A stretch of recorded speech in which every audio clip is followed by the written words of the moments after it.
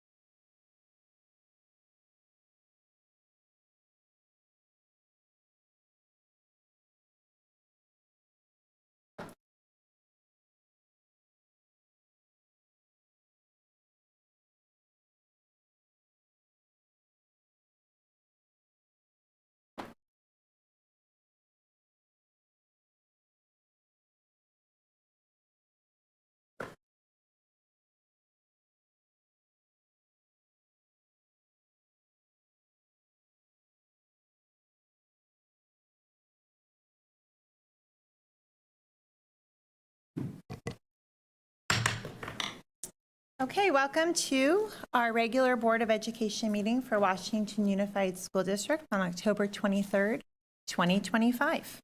We're going to start this evening with our land acknowledgement. We acknowledge the land currently occupied by Washington Unified School District as the traditional home of the Patwin people. These sovereign people have been caretakers of the area since time immemorial.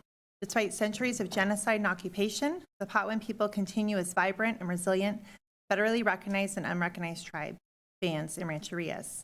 Today, we honor and recognize our Patwin tribal neighbors for their contributions as the caretakers of the Sacramento Valley, and we honor their sustained existence.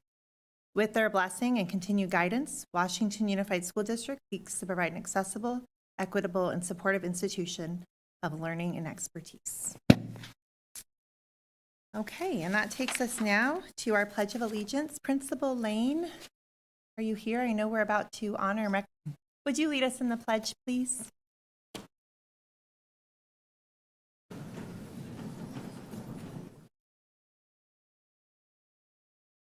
Allegiance to the flag of the United States of America, to the republic, and nation, God, indivisible.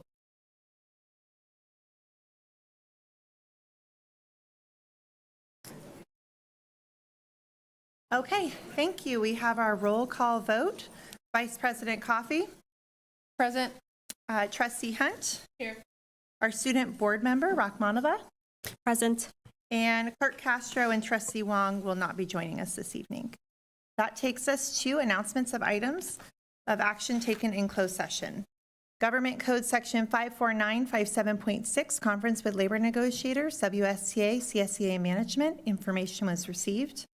Government Code 54956.9, Potential Litigation, one case. Information was received. Government Code 54956.8, Conference with Real Property Negotiators. The property is 425 Tonhutter Avenue, which is Bright Park. The negotiating parties are Washington Unified School District and DWK under negotiation. Instructions to negotiators regarding the sale options for Bright Park. Information was received. And lastly, item 4, Government Code 54956.8, Conference with Real Property Negotiators. The property is 2101 Stone Boulevard, negotiating parties, Washington Unified School District, DWK, and KNN under negotiation. Instructions to negotiators concerning price and terms of payment. Information was received. Okay.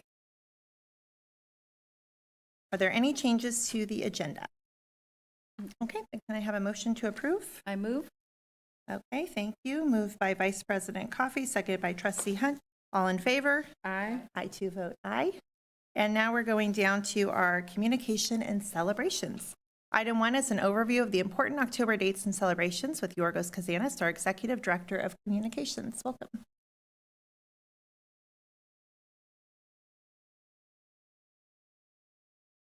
Members of the audience, nice to see you. As the title of this item states, we are here to celebrate some specific dates and specifically our staff here in Washington Unified.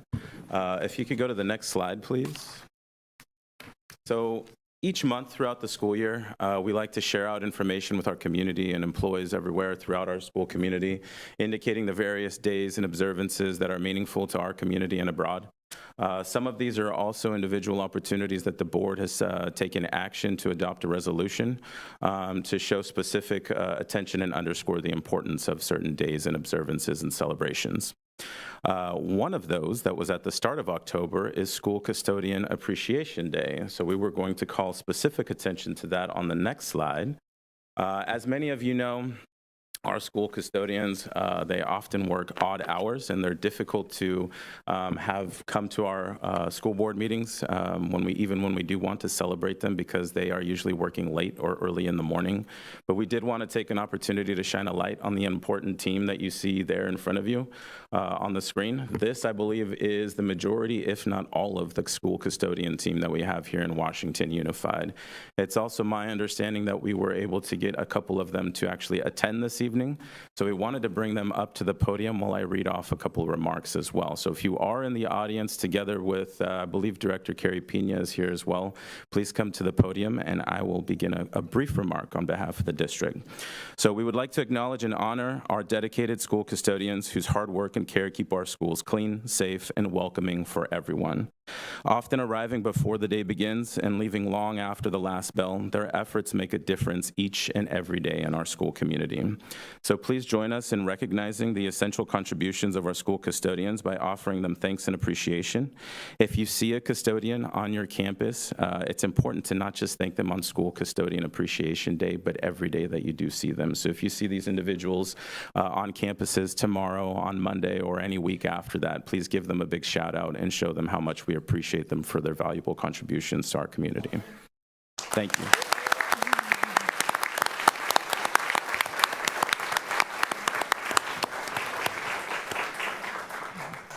And we would love to invite the board down for a quick photo with the individuals that are here this evening.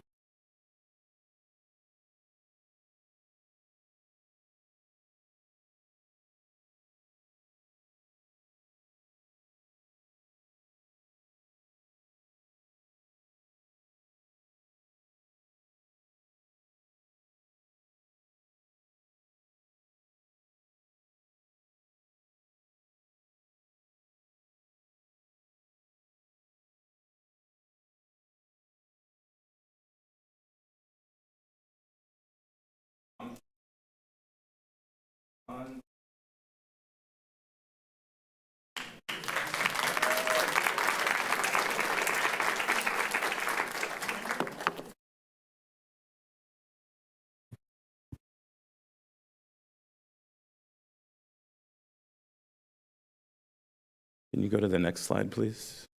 Thank you very much. So October has a couple of celebrations in honor of our transportation department. So October is School Safety Transportation Month. This is also School Safety or School Bus Safety Week. And this is an opportunity for us to shine a light on the important individuals that do a lot of transporting day in and day out in our community on behalf of our school, our students and our school community. So I have some statistics that I would love to rattle off. They're actually pretty impressive. So I'm going to start with 22 amazing bus drivers represent this stellar team. 2 wonderful van drivers, 12 fantastic bus assistants, 3 terrific office staff who also drive buses themselves, 2 super knowledgeable mechanics who also drive buses themselves. They cover a total of 24 routes throughout West Sacramento to support students using 22 different buses and 2 vans. On a daily basis, 1,400 students in our school district are transported to and from home and to school and back safely. Of the 22 drivers in the transportation department, 9 cover field trips, and just this year alone, 85 field trips have been covered by this amazing team. And lastly, but certainly not least, just this past school year, 296,793 miles were driven by this amazing team. So let's give a big round of applause to the WUSD transportation team. I want to also invite the team up to the front to be celebrated and for another quick photo with the board as well. No, we saw some. Don't be shy. Yeah. Come on, there they are.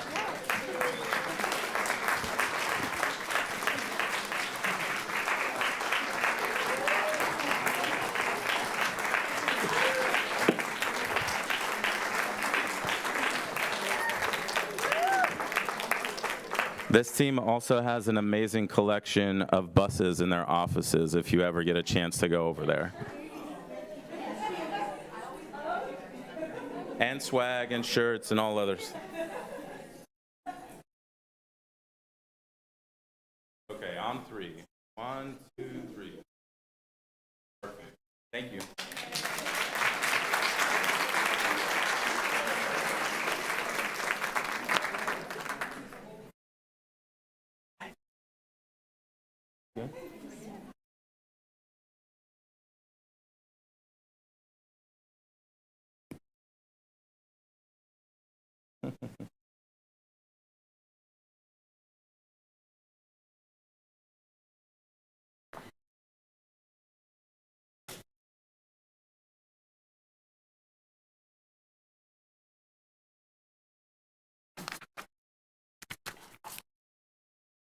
Next item.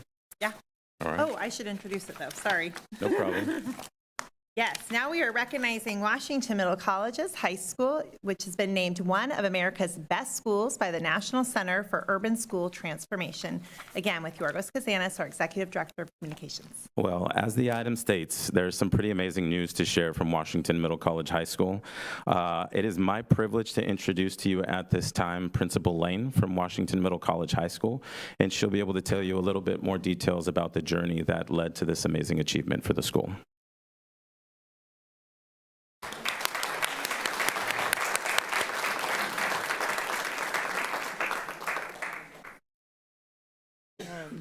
Thank you for having us tonight. We are so proud of this award. And is it okay if I call my teachers and my staff up that came today?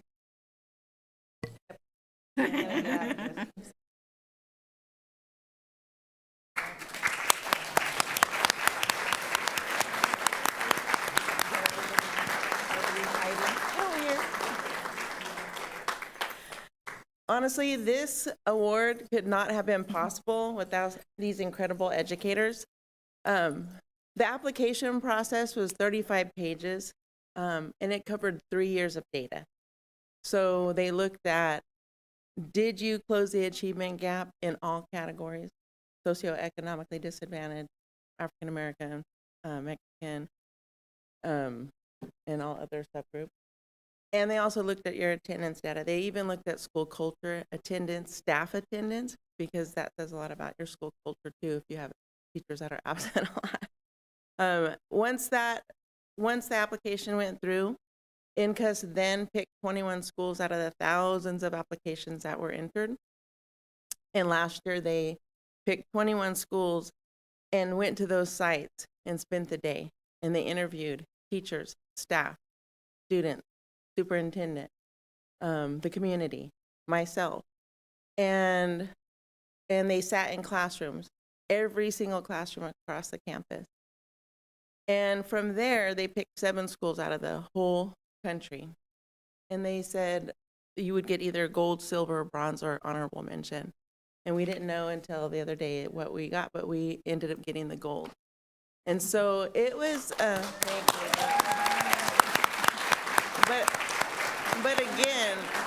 But again, this is 3 years of hard work and dedication by this tiny little staff. You know, one of my parents who's here, Kara back there, and the students' hard work as well. But she said, "Oh, I want to bring you guys a celebratory lunch," and she goes, "How many staff do you have? 50?" I said, "Well, 15 if you include my cafeteria manager, you know, my custodian, and my office manager or office secretary." So this small little group did that. So I just want to acknowledge them because it wouldn't have been possible without them.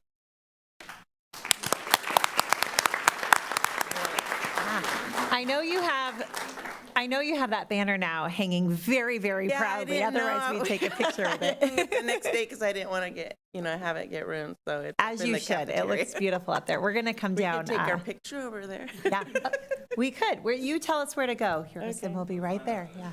Okay. There you go. And if there's any other Washington Middle College people, students, Masha.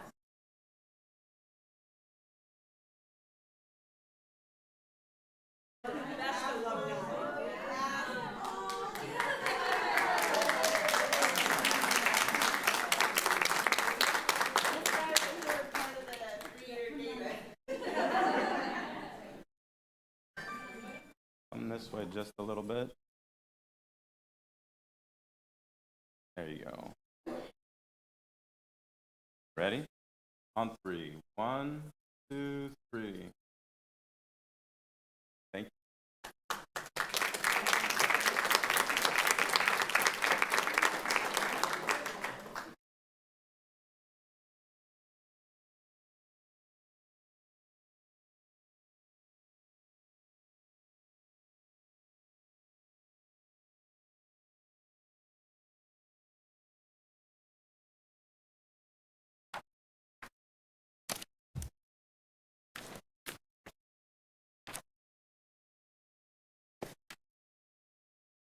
Okay, on this evening of celebrations, we now have our first report from our student board member, who we are welcome. No. Celebration. Oh, I'm so sorry. Continuing with the celebrations, we now have, that's what I get for not putting on my glasses, our celebration of Indigenous Peoples Day, and we're so excited to welcome you up. I apologize. That is with June Flores, our Director of EDI with Community Schools and Student Leadership. Apologies. Thank you so much. Can I ask all my co-presenters to accompany me at the podium?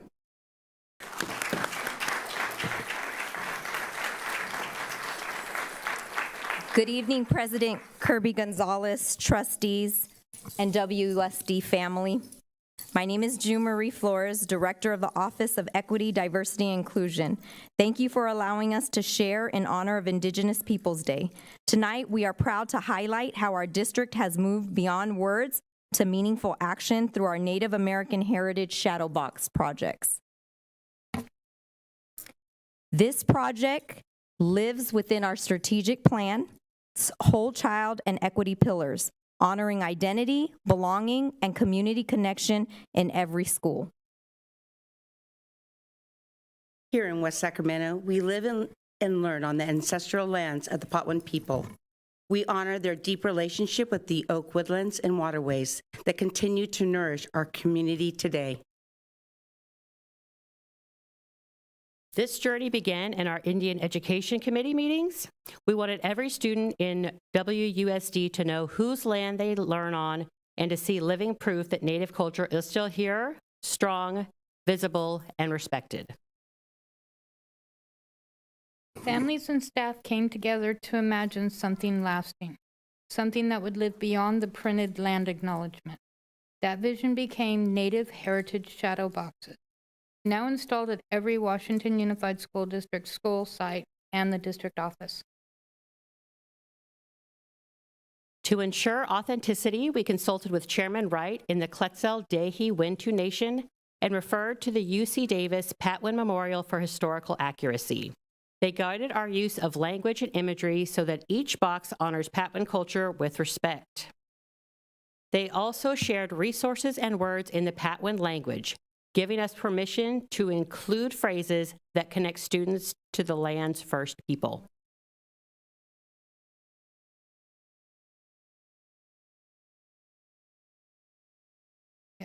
Each display is a teaching piece, the living acknowledgement our students walk by every day. Inside you'll find the land acknowledgement, recognizing the Patwin people as the original caretakers. Baskerty imagery symbolizing the strength and creativity woven into daily life. Patwin language phrases celebrating language, survival, and identity. The elder oak and acorns representing nourishment and community.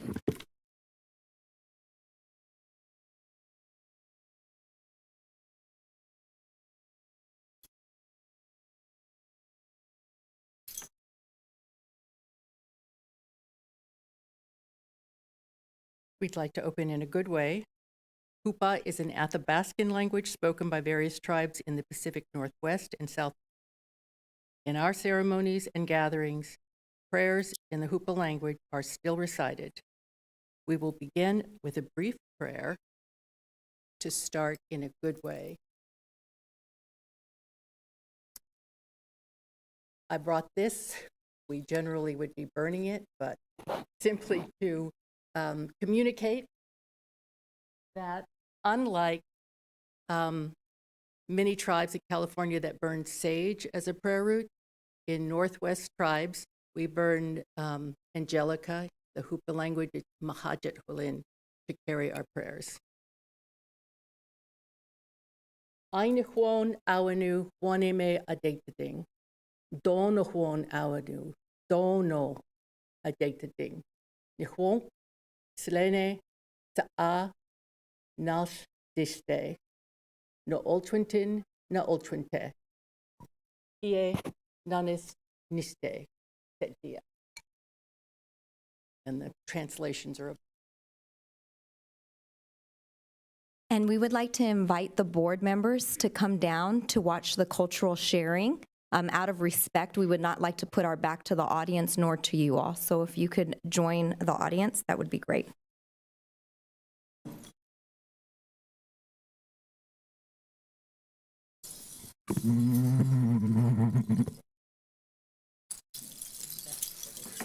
Sit right with that.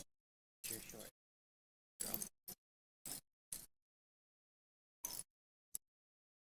Hey, young Wamalio, Ahol Yet, Leslie McCovey. My name is Leslie McCovey, and these are my daughters. This is Winter McCovey and Viola McCovey, and this is my mom, Mary Jane Risling.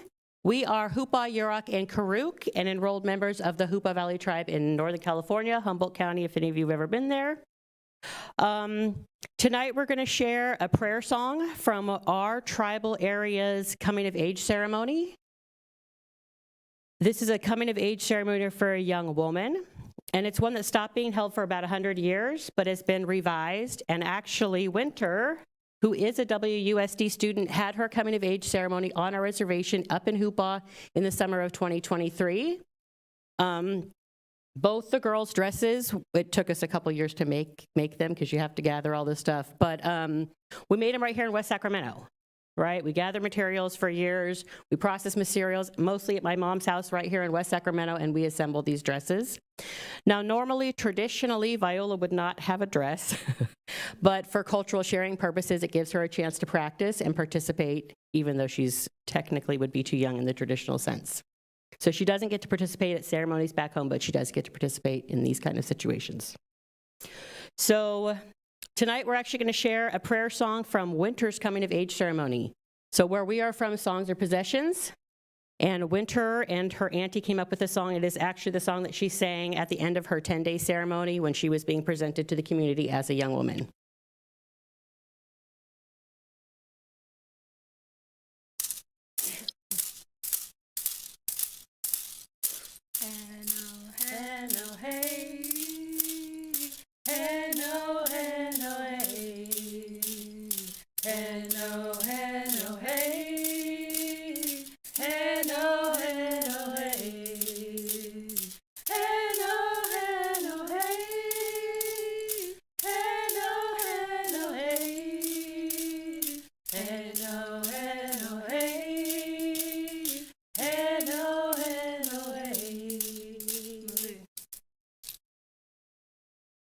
Set diet, thank you. Everybody else wants to come up. We do have some more stuff to say here.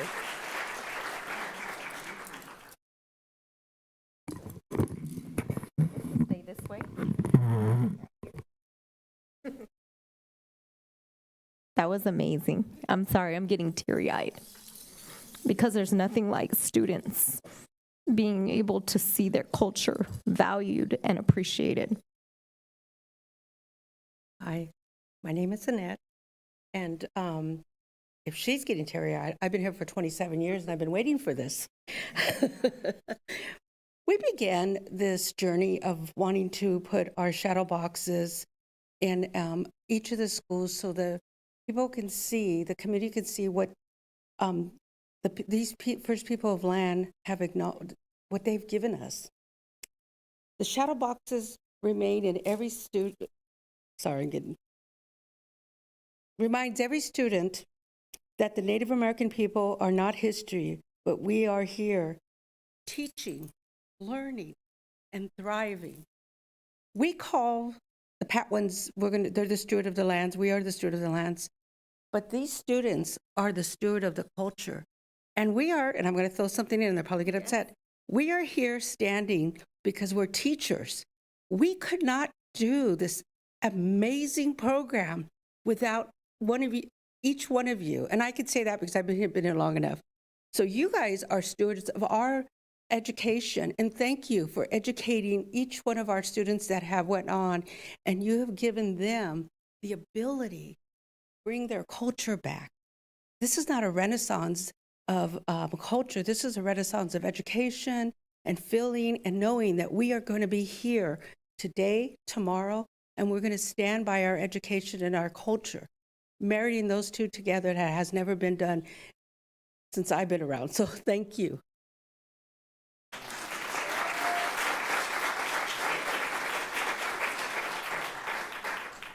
So we begin every celebration and meeting by sharing land acknowledgements, because naming the original stewards of the land invites responsibility, learning, and partnership. And it is becoming standard practice here in 2025. So I personally, as a parent, as a member of the Indian community, am super proud of Washington Unified School District for making this happen.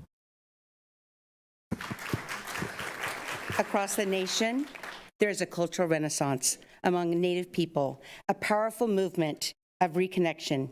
Tribes are restoring their languages, reviving ceremonies, and strengthening community leadership. While we're here in West Sacramento, it is part of the same story, a living resurgence of identity, culture, and pride, now honored at the California State Capitol with the statue of William J. Franklin Sr., a revered Miwok community leader whose work to revitalize Native culture and ceremony was done here right in West Sacramento.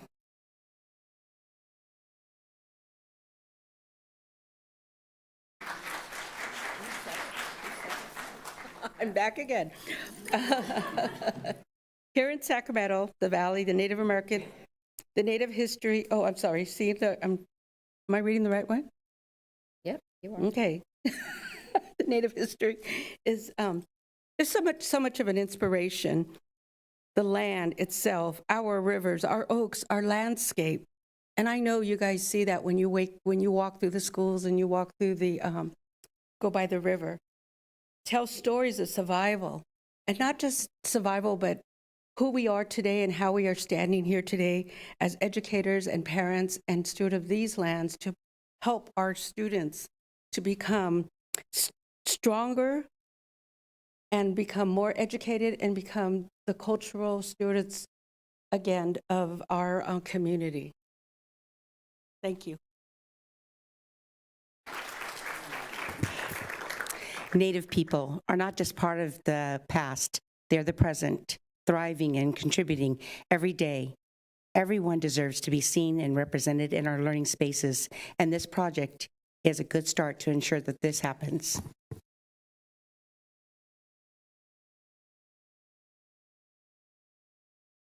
Honoring Native communities means honoring living cultures, not treating them as artifacts of history. Every shadow box was created in partnership with Native families and local tribal guidance, ensuring that each display reflects authenticity, respect, and cultural truth.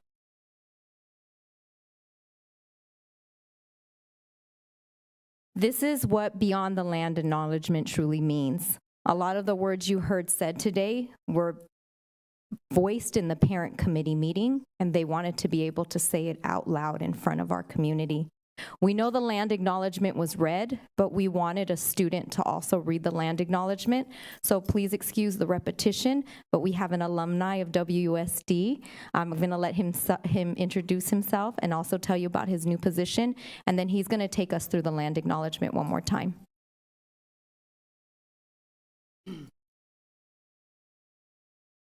Well, first off, I would like to thank the board, the schools, everyone that showed up I am a proud member of the West Sacramento community, the YOLO community. Grew up in West Sacramento and Woodland. Found my way back to West Sacramento a few years ago and attended Washington Middle College. That's where I graduated. That's where I reside. But I'm so grateful to have the opportunity from my elders, my leaders, to have this opportunity. And I wasn't supposed to be here.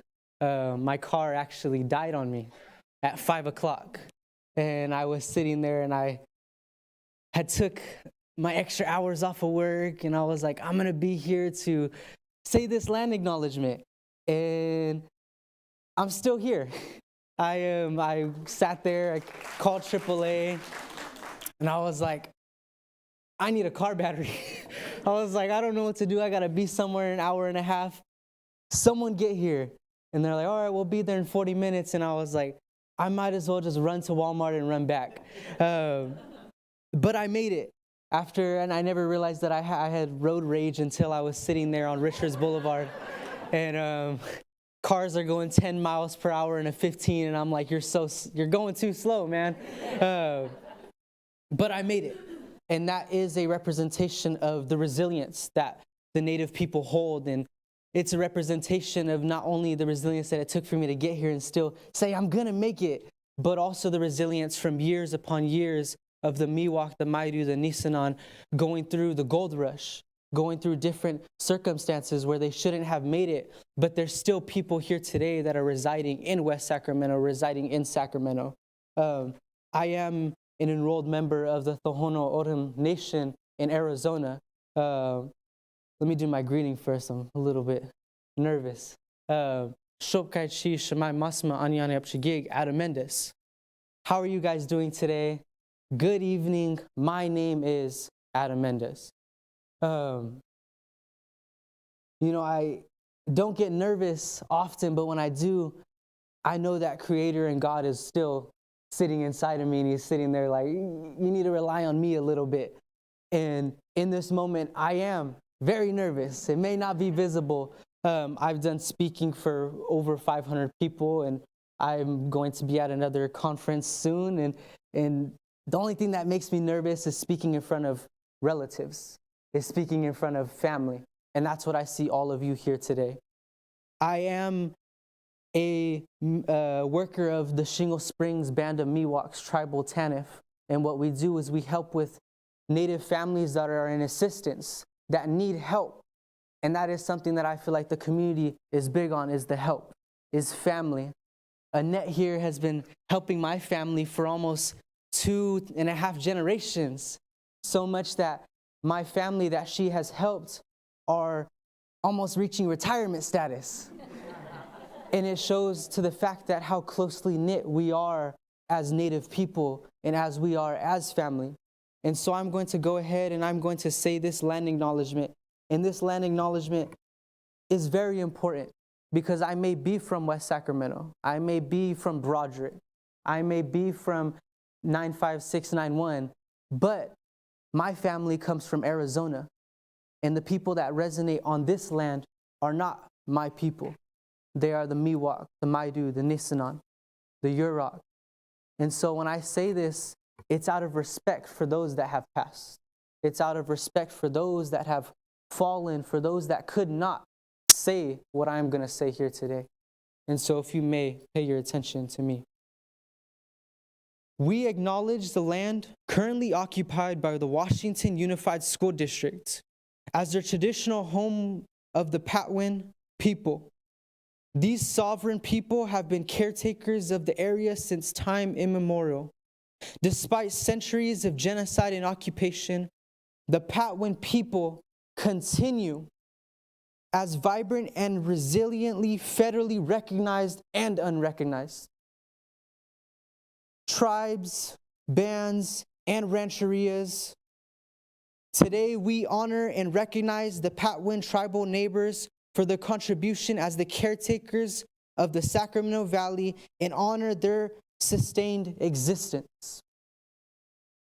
With their blessing and continued guidance, WUSD seeks to provide an accessible, equitable, and supportive institution of learning and experience.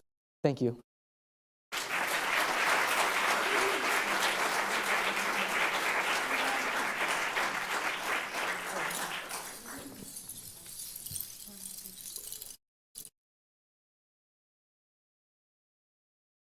As we continue this work, we invite everyone to explore the Native American Studies Model Curriculum. It's a state-developed resource designed to help educators, teachers, teach Native history and culture with authenticity and respect. So this is a curriculum that just came out. There is the QR code. It is organized by grade level. And actually, Winter and her aunt helped create several of the curriculum lessons when they were putting this together. So students in West Sacramento and in the Sacramento area helped to create this curriculum. It has curriculum for tribes all over the state of California. It is a state-specific curriculum. It is free for all teachers who want to use it. And as we are getting closer to Native American Heritage Month, and teachers are wondering, like, how do I respectfully and honestly teach about Native American people? Right there. That's how you do it here in California.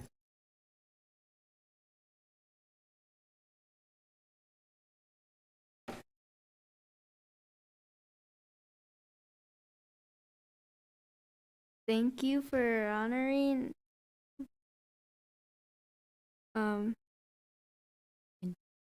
Indigenous Peoples Day with us and for standing with our Native community.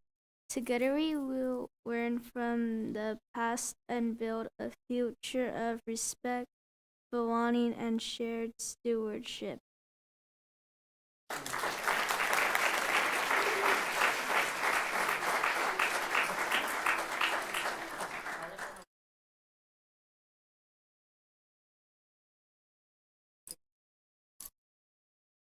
Thank you so much.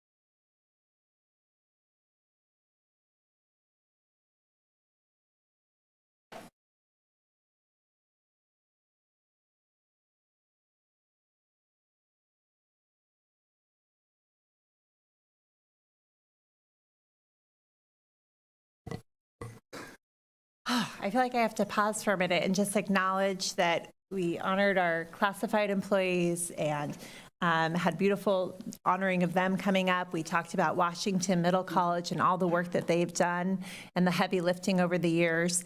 And then this was the first time that we've had an Indigenous Peoples Day celebration like this, and it was just so powerful. And I think if only we could have our former student read the land acknowledgement every meeting, because the power was just so clear. So thank you for all who came out for those celebrations and gave your time for all of that. Thank you.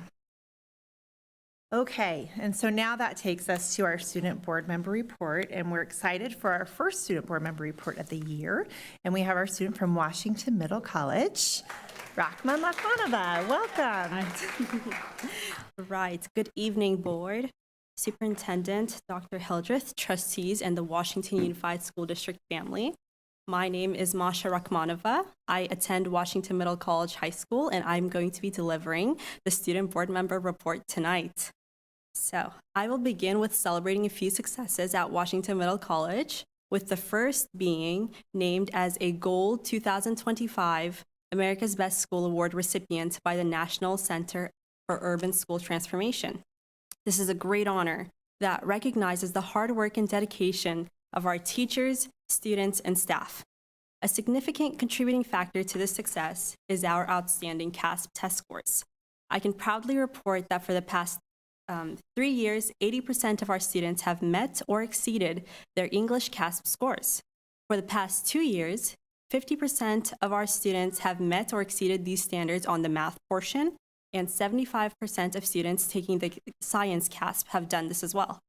These percent... Absolutely.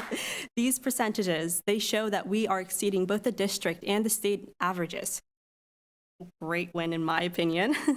Another success to celebrate is the establishment of many new clubs at Washington Middle College High School. So this year, we have seen an uptick in student interest in clubs as well as student organizations, and we have officialized 3 new clubs.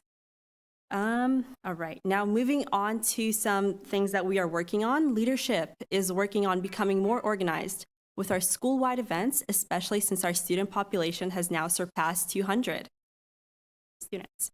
I will bring forward some student voice and feedback. I am happy to report that our 9th and 10th grade students are enjoying their in-person fitness classes, and they say that this is better than taking online fitness classes through Sac City College. As for my highlights, I'd like to highlight our broadcast and media CNI for sending out weekly broadcast videos that capture the day-to-day life at Washington Middle and deliver important messages. Regarding future events, leadership will be hosting our annual School Fall Festival, and we have lots of activities planned to promote school spirit and fall fun. Washington Middle College will also be representing Korea and Korean culture at the Multicultural Celebration on October 29th. We are now moving on to my report on the Superintendent Advisory Councils.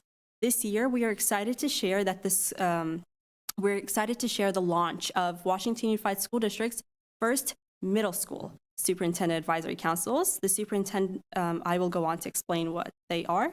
The Superintendent Advisory Councils create a meaningful space for student voice, leadership, and collaboration. They allow students to share their perspectives directly with district leadership and work together to identify solutions that strengthen school culture, equity, and belonging. So over the past years, the high school Superintendent Advisory Council meetings, they provided the opportunity to engage in open and thoughtful dialogue with the superintendent and about what's working, what could be improved across campuses. Through these conversations, it became clear that one key perspective was missing, the middle school voice.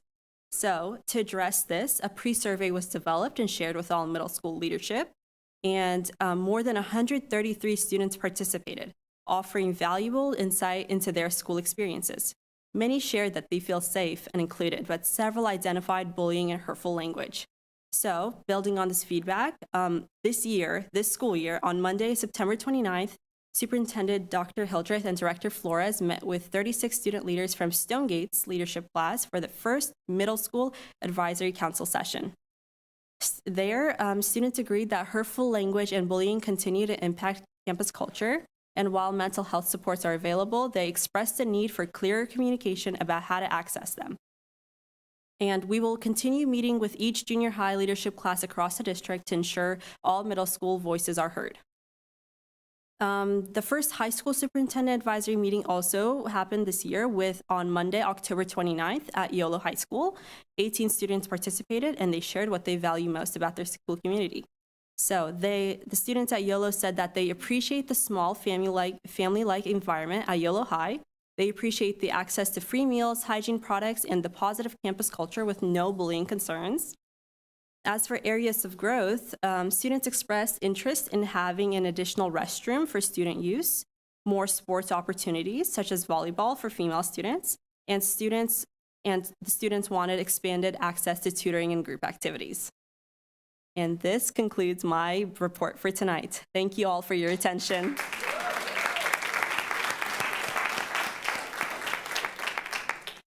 All right, thank you. Well done. All right, our CSEA report, I believe, is Vice President Ruth Pagano-Turn. Welcome. Thank you. Sorry. Sorry.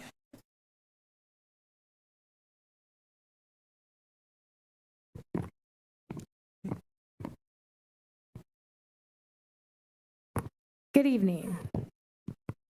Board President, trustees, superintendent, Hildreth, I should think she's listening. Staff, cabinet, and community members. Thank you first for recognizing our custodial and transportation staff. This evening, that was amazing, including the Indigenous Day celebration. And as far as our staff goes, we wouldn't operate without those individuals who are represented tonight. I know in the past I've discussed the need for fair treatment, equity, general support for our classified employees. This is my continuous charge and ask from the district. If we truly want to be successful, especially in terms of our students, we must support all of our employees. I want to share this year, we have agreed to an MOU whereas grant-funded paraeducator 1 positions, I believe there's 13 actually that were transferred into permanent and vacant paraeducator positions throughout the district. These Para 1 positions were identified as, quote, potentially subject to being laid off because of the end of a grant. Although it was challenging for many of our paras, we understood the need for this agreement and we're grateful because we, CSEA, truly want to retain our paras. We believe they provide the necessary support for the district to operate each and every day. They do an amazing job supporting our students with varying needs and abilities. And without them, the district would not be able to operate and quite literally be out of compliance. We acknowledge that our paraprofessional classifications have the highest turnover rate. And that is why we are here and saying publicly that we want more for them. On this agenda, we are seeing that there's a lot of grant funding dollars being spent. Before you tonight is a proposal to create 20 new certificated SEL stipend coach positions with financial impacts of about $80,000, and also sending 13 staff members at a cost of about $16,000 to an out-of-state conference for, quote, certificated professional development. I want to remind everyone that the funding description for this specific grant is called the Educator Effectiveness Grant. On the CDE website says one-time funding provided to county offices of education, school districts, charter schools, state special schools to provide professional learning for teachers, administrators, paraprofessionals, and classified staff in order to promote educator equity, quality, and effectiveness. So not including classified employees while using up grant money that could also be used for paras is not equitable. It's not fair, it's not supportive of classified employees' growth, retention, or recruitment. I still need clarification why other positions on the grants, much higher positions, non-classified positions, are being moved to general fund and not at the risk of being laid off like the para positions were. When the lowest paid positions and the only ones, quote, potentially subject to being laid off, are not given access to stipends, what message does that send? The message to me is that they aren't worth the district's investment or support, but you all can change that. All classified employees deserve to be considered for development, growth, financial opportunities as much as anyone else. I want to remind everyone that last year in negotiations, we attempted to add retention bonuses for our paras, starting for the para ones, $250 per month and not to exceed $2,500 per year. We increased the amounts based on whether you were a para 2 or para 3. The response was immediately no. Total strikeout, denial, no retention money. Why? We were told due to finances and the budget. And now on this agenda, there are stipends of $4,000 being handed out. Show the students they receive the support and intervention that they are worth the investment also. It will result in greater positive outcomes, I know it. And at the very least, less turnover, more professional growth and development, and relationships that continue year after year. Last board meeting, President Gandara spoke about the potential contracting out that the district is considering regarding the newly created wellness coach classified position at YCOE. I want to reiterate, one of the main goals of the Children and Youth Behavioral Health Initiative is to create a larger, more representative workforce that supports emotional, mental, and behavioral health of our youth. Through this work, the district would be able to essentially provide support services and then bill insurance companies to recoup funding and increase our services. At this point, the district has a workforce. Unfortunately, the youth outreach specialists, the ones who are certified as wellness coaches or in the process of becoming certified, will not be included in this training or work moving forward. Why? So when our counterparts, potentially in the spring, start doing the billing work for student services, the youth outreach specialists will not be able to help recoup these funds. To be clear, we have asked to be included to grow, to evolve, to be a part of the initiative, and from a union perspective, we are worth this investment from the district. Finally, I want to address campus safety and security. As we all know, there are some members of the public in this community who are disturbing, harassing, and attempting to intimidate classified and other staff members in this district. This is unacceptable, and I'm sorry to the staff who have been affected by this behavior. We need to acknowledge that this is not new, though, and this behavior appears to be growing. People are getting more divisive, more emboldened, and more angry. We need a dedicated person to manage these potential threats and incidents. We need somebody that can focus solely on the safety and security of our campuses and district. It's not right or fair or safe to put these duties on a principal or even a director who has other responsibilities. We need to collectively acknowledge that unfortunately now safety and security is a full-time responsibility. Other surrounding districts have realized this. We are not unique, and now is the time for us to grow in that capacity as well. Thank you for your time and support.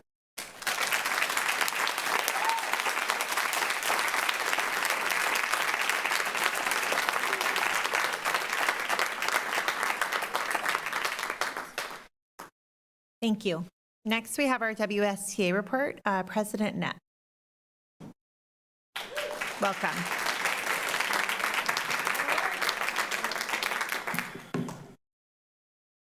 I don't have to raise it up, Ruth. Thank you.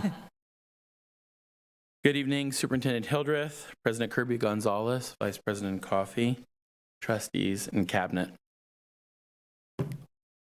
First of all, I want to thank and acknowledge the bus drivers in our school district, and thank you for recognizing the bus drivers in our school district. We see them for years. I've been here for 22 years, and some of them have been here just as long as me and even longer.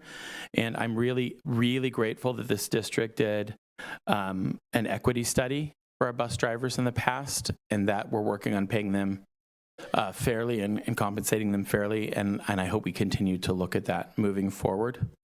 I also want to recognize Washington Middle College High School, because they have achieved what the rest of our district is continuing to aspire to, and they can set an example for all of us on where we want to go and how we want to do it. We got this information late last year. I'm glad we're acknowledging it now. Thank you so much for bringing them up. Now to something a little bit more personal. I am so grateful to you all for acknowledging and honoring our Native and Indigenous guests tonight. This has been something that has been overdue, not only in our district, but in districts and in regions across the country for a very, very long time. And I hope this is something that we do regularly. This place that we stand on when we do a land acknowledgement, this is their land. And when we do a land acknowledgement without having meaning behind it, without making sure we educate the population and the public about what it means, they're empty words. And I think we have a lot of empty words in our country right now. And we need to make them mean something. I find it really important right now because the horrific scenes we're seeing happening across the country, where we're seeing families displaced and forcibly moved, has happened in our country over and over again with our Indigenous peoples. This is not new. And yet, we consistently fail to acknowledge this experience and the rich culture that's here among us following this experience. It is our responsibility as leaders to make sure that we show our students that we understand what has happened so it does not happen again.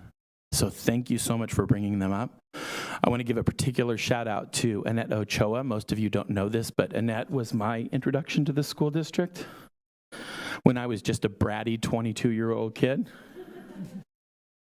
The students that I was working with Annette are now 27 years old, and they were in kindergarten at that time. One thing that I want to say about Annette is a distinguished, let me repeat that, a distinguished leader in this district with integrity and so much knowledge. This is a published author.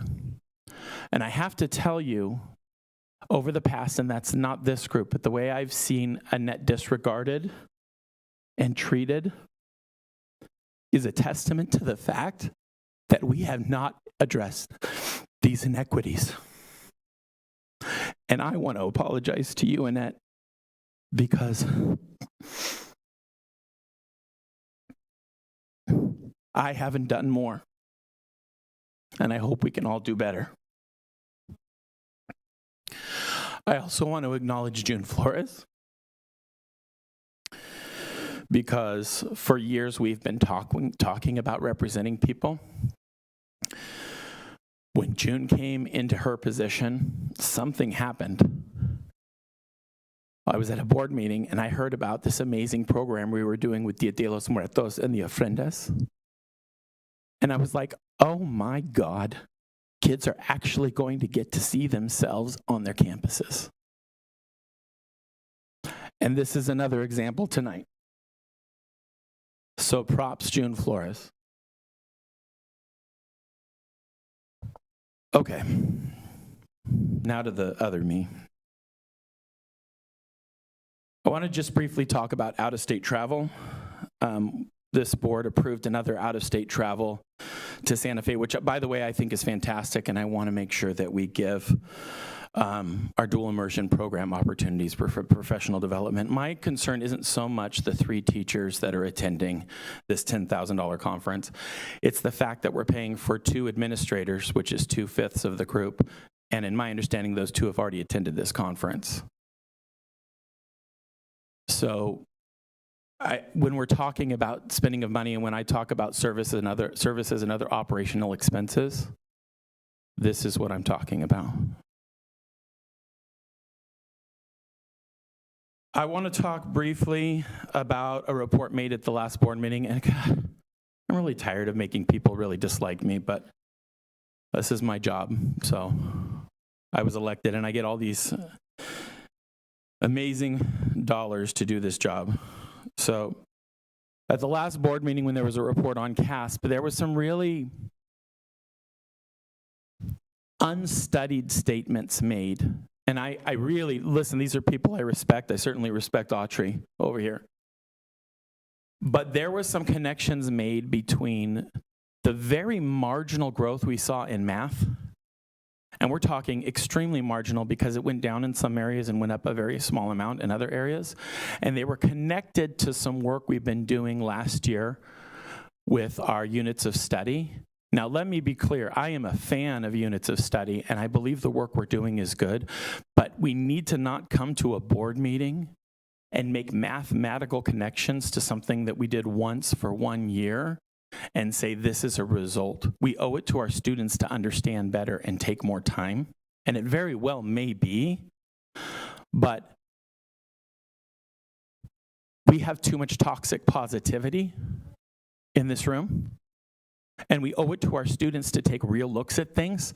And let's not give credit to things before we know that they deserve credit, okay? Because these teachers are working really hard to find out what works. And we really want to know what doesn't work and what does. I want to talk briefly about a video that came up on TikTok this week. Videos are dangerous. Social media is dangerous. When we post things out of context, we don't know the true story. One of my members is displayed featured in this video, and all this member is trying to do is make sure her campus is safe. This member has been traumatized this week because her image was posted without her permission on social media, and people were allowed to make assumptions.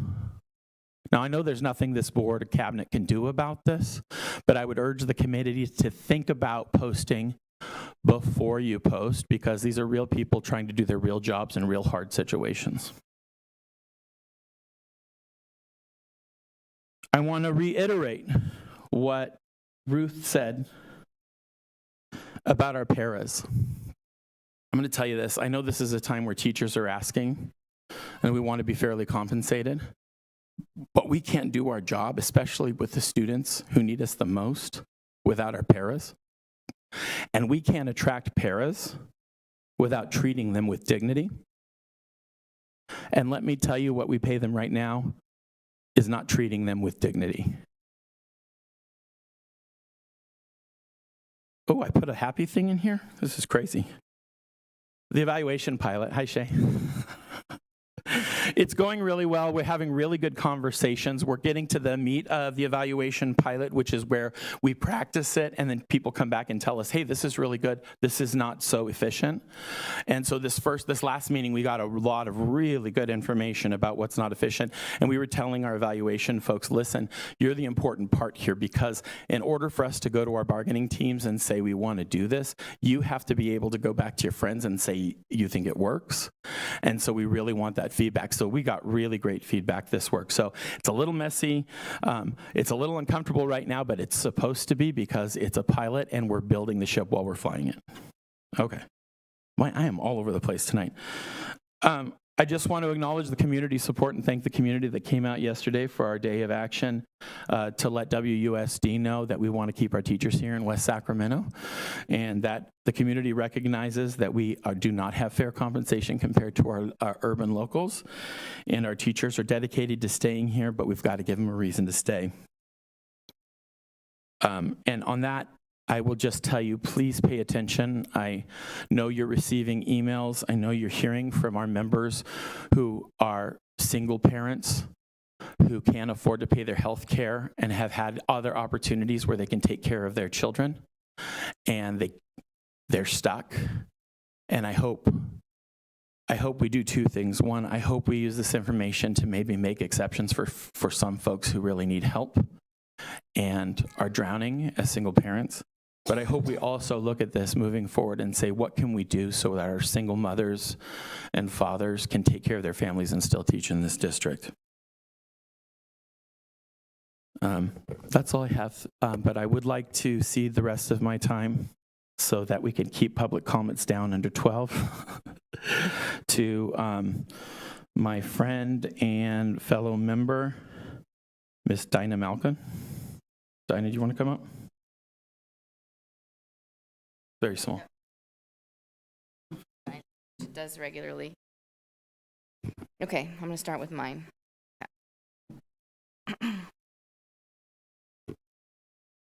Good evening, Washington Unified School District community.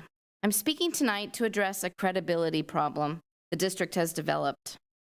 Let's talk about transparency. The district leadership claims it's fully transparent about WSTA negotiations. But transparency isn't just press releases, it's honest conversations about priorities.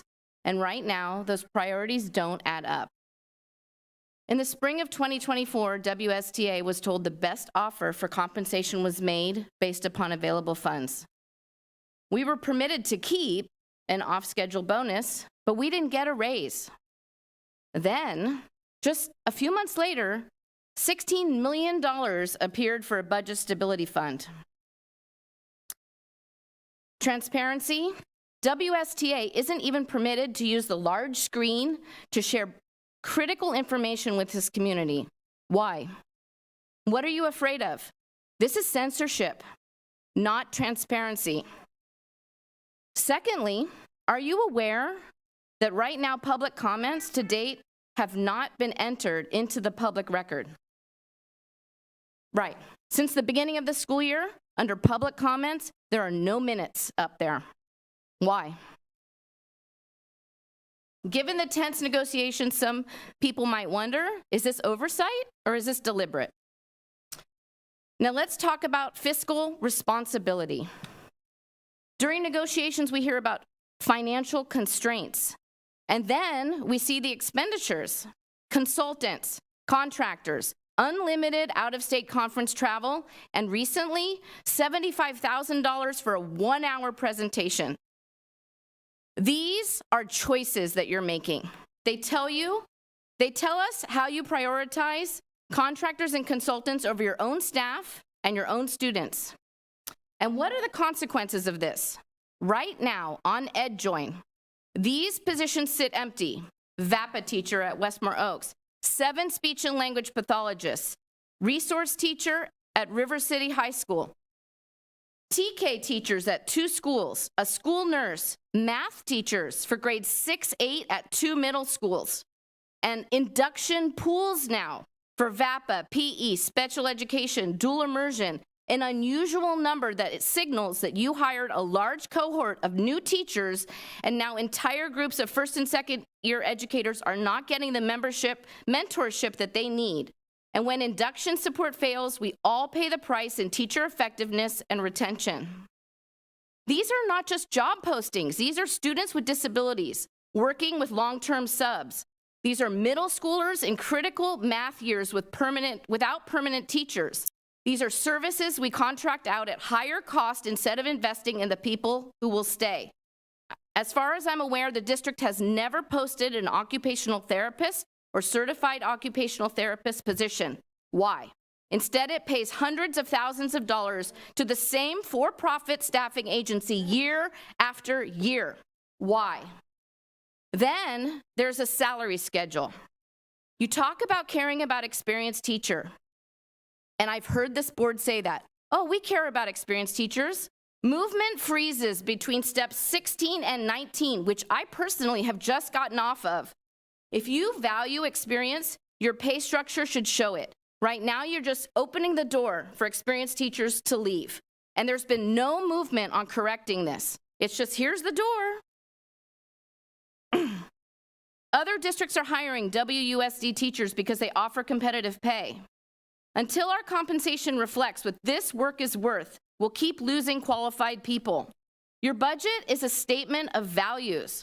Right now, it contradicts your words. Please, please change that. We can't wait, and our students cannot wait. Thank you.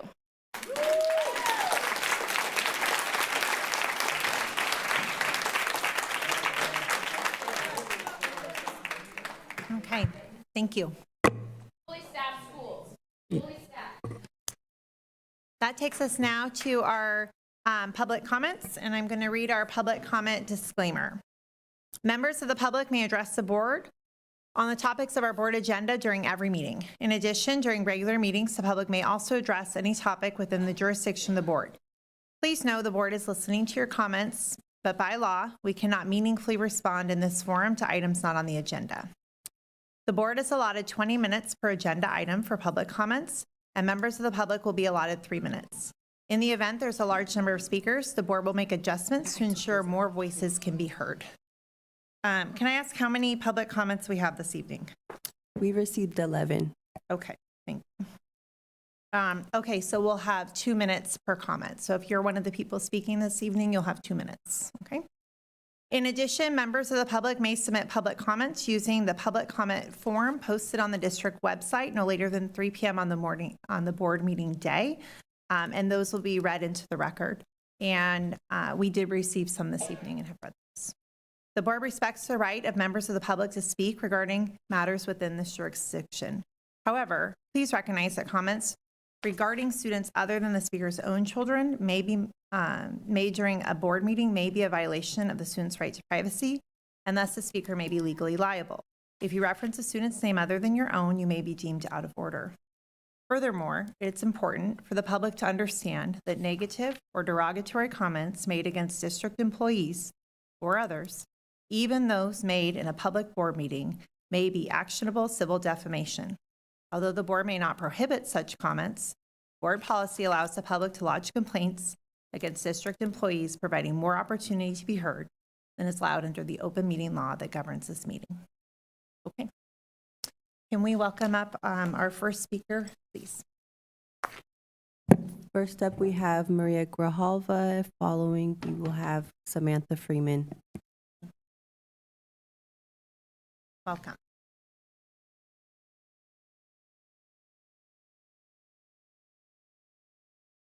Good afternoon. My name is Maria Grijalva, Latino Information and Resource Center.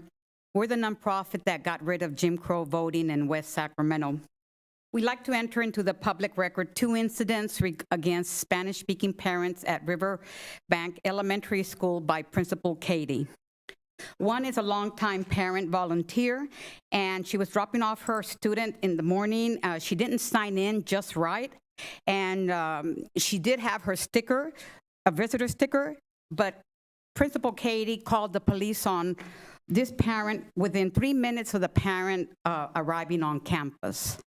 She also filed a false police report indicating that the parent had refused to leave the premises, which was not true because she was on her way to drop off her other child at River City. The parent was startled and called the police. And so during the phone call, Principal Katie kept blocking her movement. It was just really, really weird. And then when she did leave the premises, the principal was right behind her in her body space, on her heels, and the mother had to say, please don't touch me. Anyway, the video that was referenced today, right now, is we filed an HR complaint against the principal because she was denying a reasonable accommodation. And so there is no expectation of privacy when you know that everyone can hear your conversation. Now, the staff member that was referenced right now was very, very rude, and that is very telling, and it's self-explanatory. Likewise, the principal rushed out of the door, and instead of coming out in a regular manner, she came out swinging and bumped me. And then to boot, she's about almost 6 foot tall. I'm 4'10". Her stomach was right here. It was really gross. Okay? Thank you for this opportunity to speak, and sorry I can't stay. Thank you.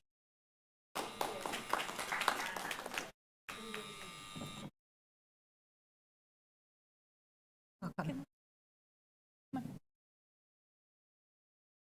Thank you for my time. My name's Samantha Freeman. I'm a parent at Westfield. This is Rain. This is Callie. These are my children that have been attending Westfield since preschool. These are the reasons that you guys need to seriously negotiate with our teachers. Rain went to Sly Park this year, and had an amazing time. Ms. Burkholder is a wonderful teacher. She makes everything so much better. By not giving our teachers enough pay to want to stay, I don't think Ms. Burkholder would leave, but there are other Ms. Burkholders in other schools. Callie wouldn't get to have that. A lot of our students have siblings where they get these great teachers, and by the time their siblings get there, their teachers aren't going to be there. I have faith in my Westfield teachers. I fight with the administration over other things, but I know that my Westfield teachers do the best that they can do for my children.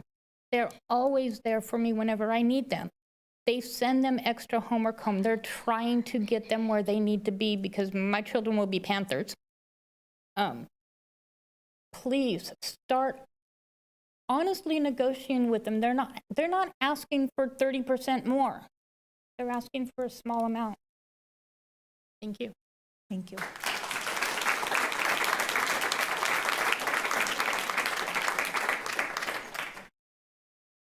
Next up, we have Chandler Crook and Judy Moreno. Welcome.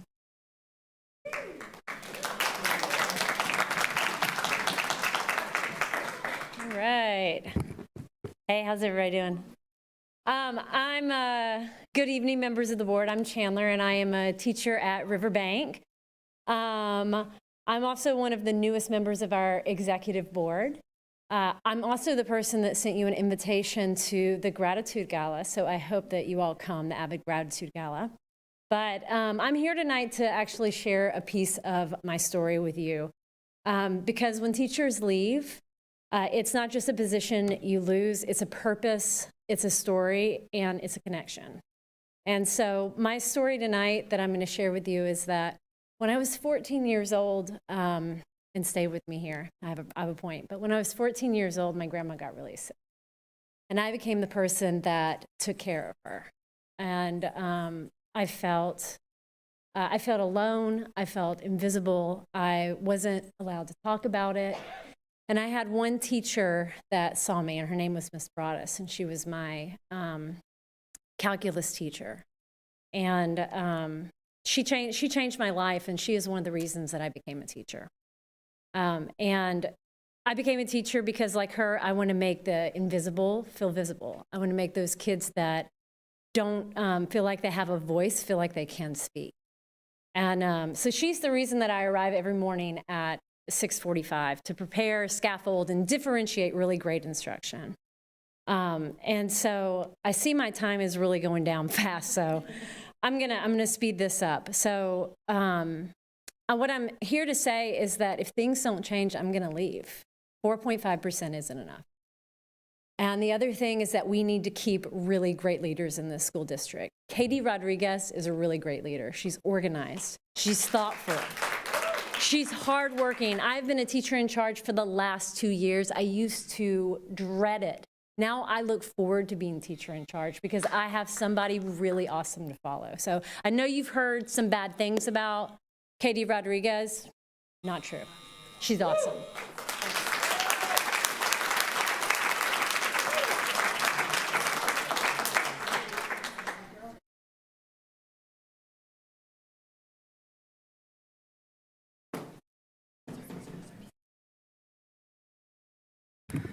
I'm not ready yet.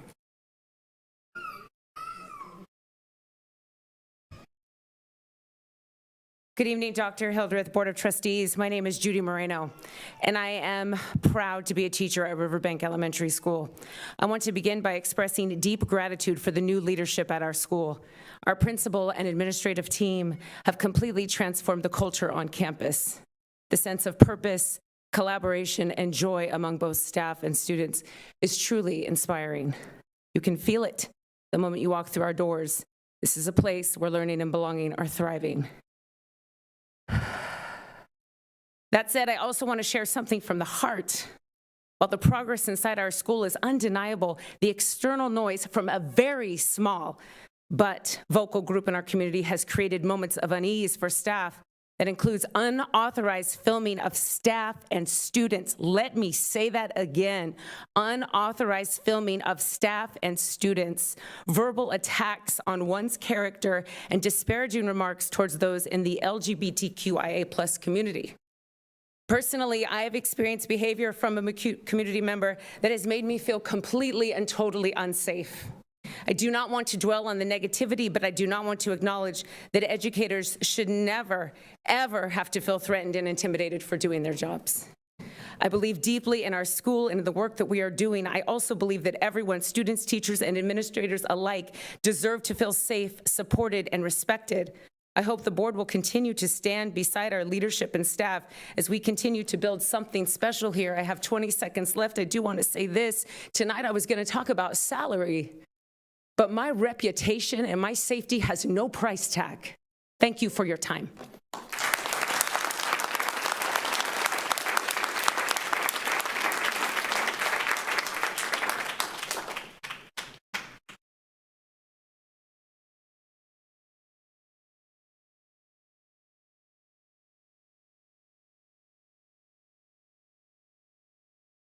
Next up, we have Melissa Shelton and Carissa Cruz.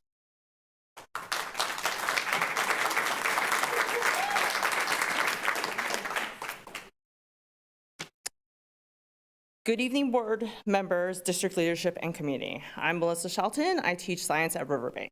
I want to begin by expressing how thankful I am to have Katie Rodriguez as our principal this year. After several years of uncertainty and change, our campus finally feels safe, stable, and consistent for both staff and students. The routines and structures she's implemented are exactly what strong schools need, and what I've seen working successfully at other sites in our district and even at my own children's schools outside the district. That's why it's been so disheartening to see some adults use those same safety measures as a reason to criticize our staff and principal, whether online or in person. These procedures exist to protect and support everyone on campus. I hope the board and district leadership take this seriously and ensure that our principal and staff are protected from those kinds of attacks. I love working at Riverbank. I love teaching our students and supporting their families. I also want to sincerely thank the board for funding programs like Slide Park and Greenlight Get Outside. These experiences are transformative and once in a lifetime for many of our students. Every year, I watch students return more confident, reflective, and proud of themselves. They grow so much in just a few days away from home. However, I also need to be honest about compensation. On overnight trips, I give up my time from my family. I'm awake late at nights with students who are sick or are in need of other medical attention.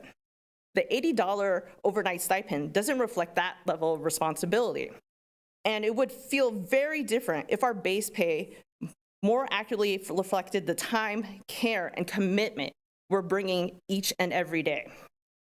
I want to stay in this district. I want to keep teaching at Riverbank. I want to support our students and our families for years to come, but it's becoming harder to do that when I don't feel fully valued.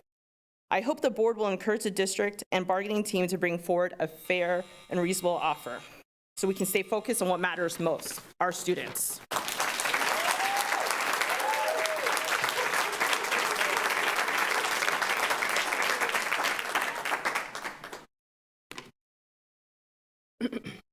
Hello, my name is Carissa Cruz, and I am a fourth grade teacher at Riverbank Elementary. I've spent all 4 years here in Washington Unified, and I can honestly say it's #great to be WUSD. This year, Riverbank feels like a well-oiled campus. Students know expectations, staff collaborates, and there's a sense of unity and pride that reflects what WUSD stands for. That doesn't happen by accident. It's the result of strong leadership, dedicated staff, and trust across our community. That's why it's been concerning to see someone come onto our campus to record and post content that does not represent who we are. I know our district values community involvement, but recording staff and students without consent and engaging with underage students online is not okay. I ask that the district take this seriously because protecting our staff and leadership means protecting our students and the culture we have built. I love this community, the families, the culture, and the kids who remind me of myself growing up. I want to keep teaching here. I want to keep making it great to be WUSD. Because what makes it #great to be WUSD is not a slogan, but the people who pour their hearts into our school every single day. Thank you.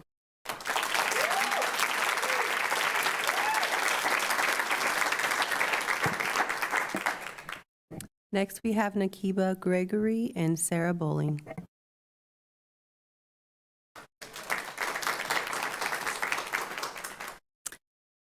If West Sacramento wants to attract and keep the best educators, we need to lead and not follow when it comes to salaries.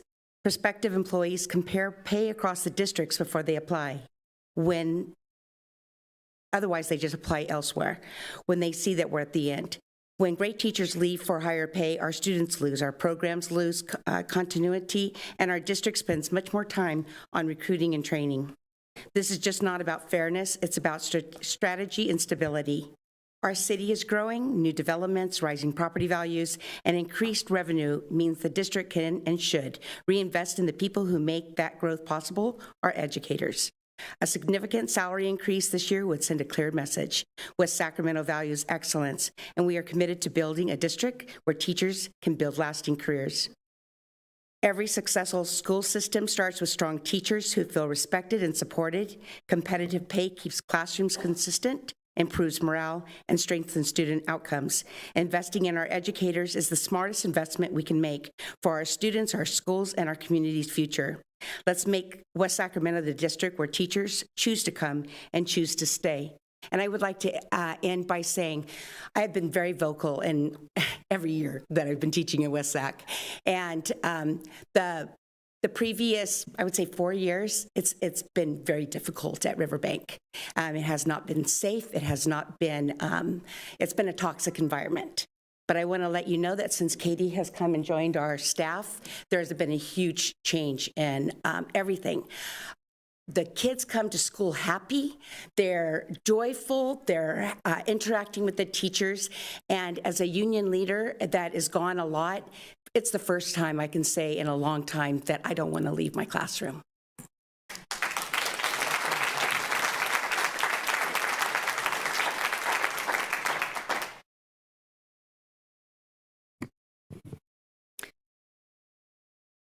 Good evening.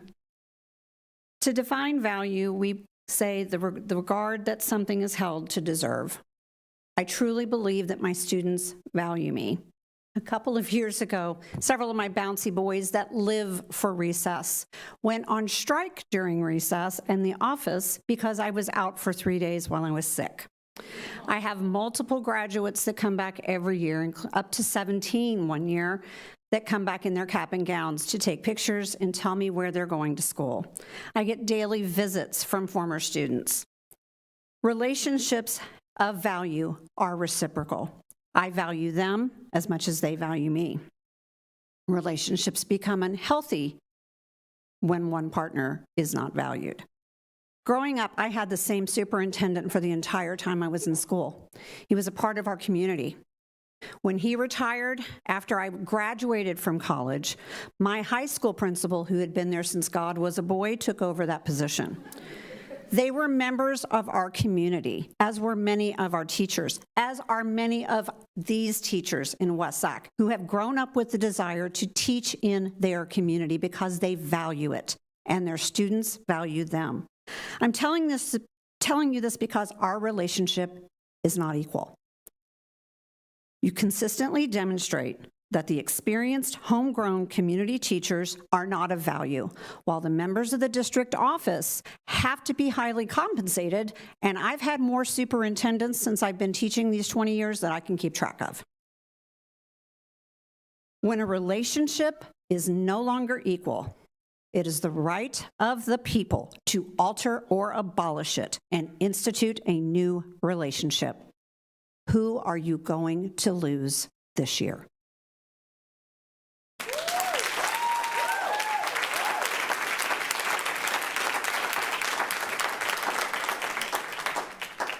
Next, we have Monica Kaufman and Crystal Godina. I'm sorry, there's only 3 of us and I can't step out and I want to respect you, so I'm single parenting and I just have to tell my kid real fast to take a shower. So, sorry. I know. Hold on. Sorry. Welcome to my world. I know.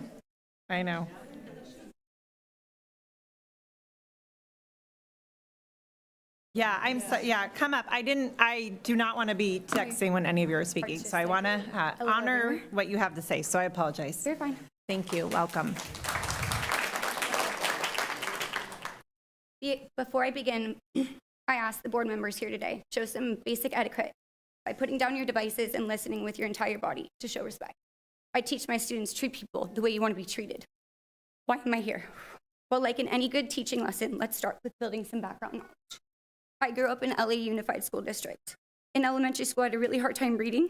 I remember cheating on tests because I couldn't understand anything, being too scared to ask for help, sleeping behind my textbooks from boredom, and as you can probably guess, I did not do well in elementary school. It wasn't until later in life that I had a teacher who took her time to get to know, understand, and help me learn to love learning. It was because of this amazing teacher that I decided to become a teacher. I want to teach kids to love learning, or at least not to dislike it as much. I want to help as many students as possible feel seen, understood, and valued. Overall, I want to make a positive impact on students' education, as we want all teachers to do for kids. But in order to do that, we need to get good, qualified teachers and staff for all schools. I had a dream the other day. I was at our district's Welcome Back in-service days at the high school. In my dream, there was a lady speaking at the podium I'd never seen before. She was giving a speech about how we need to remember we're family and we're here for the kids. Not knowing who this person was, I asked a colleague, "Who is that?" Her reply was, "That's the superintendent." I felt confused and awful for not knowing, so I then asked, "Is she new?" My colleague replied, "No, this is her 3rd year." At first, I felt horrible and embarrassed for not knowing, but then I realized that this person's position has little to no impact on my students' day-to-day education. So how was I supposed to know?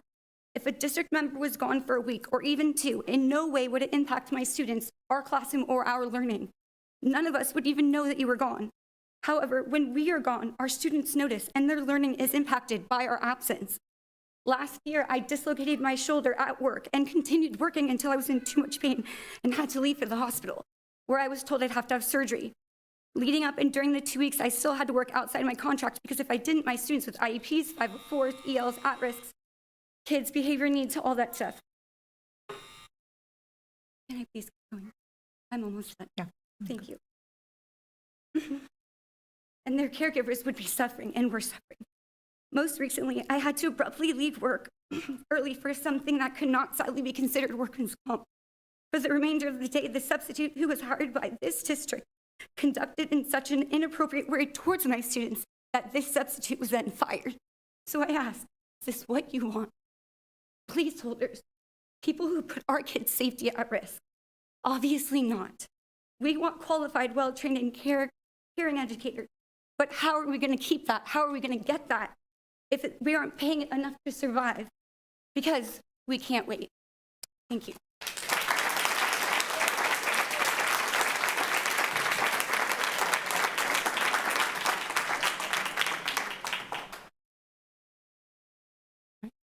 Good afternoon, Board of Trustees and everyone here. First, I want to take a moment to give a quick shout out to our new principal, Katie Rodriguez, and Vice Principal Ryan Alvarez. But I'm going to speak about Katie Rodriguez because I feel like she is very unfairly under attack right now. Principal Rodriguez has shown extraordinary leadership, resilience, and dedication to our school and community. It's amazing to see her make thoughtful and firm decisions that we haven't seen in the past that support both students and staff, especially as she continues to prioritize the safety of our campus and no longer enabling some of the behaviors that have been challenging on our campus. She has set a strong example of what it means to lead with compassion and accountability, and I am proud to work under her leadership at Riverbank Elementary. And I want to say the statement in Spanish so this message gets taken across. Gracias, Principal Rodríguez, por darle prioridad a la seguridad de nuestra escuela y a no permitir a los comportamientos que han sido un reto en nuestra escuela. Me siento orgullosa de trabajar bajo el liderazgo de la Principal Rodríguez. Now my next comment will be about making sure we retain good quality teachers. And I'd like to say that I think that I am a good quality teacher, but instead of me telling you why, I'm going to read things that students have given to me in the past. Thank you so much, Mrs. G, for making my year so special. You're a big part of how happy my last year here is. Godina is very funny. And they spelled very V-A-R-Y, but okay. I can't wait to see, because I was pregnant last year, your baby boy, and I know you are happy, but you are a good teacher, and I love being around you. Dear Mrs. Godina, I'm sad that I won't be seeing you around campus anymore. But at River City, I will always remember your positive attitude. Thank you for everything. Lots of love. And I have so many more. You are the best teacher. I love you. You make me really happy. And I'd like to keep getting these, please.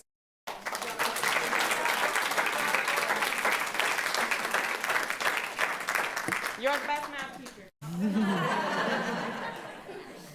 Thank you. We have our last public comment from Lauren West. Hi, this is not something Hold I on, normally... before we go, do you want to raise, you can raise the podium, and then you don't have to bend down. And then it will be more comfortable. There you go. All right. Hi. Okay, I've never done anything like this before in my life, but I felt a reason to. So I want to say hello, good evening.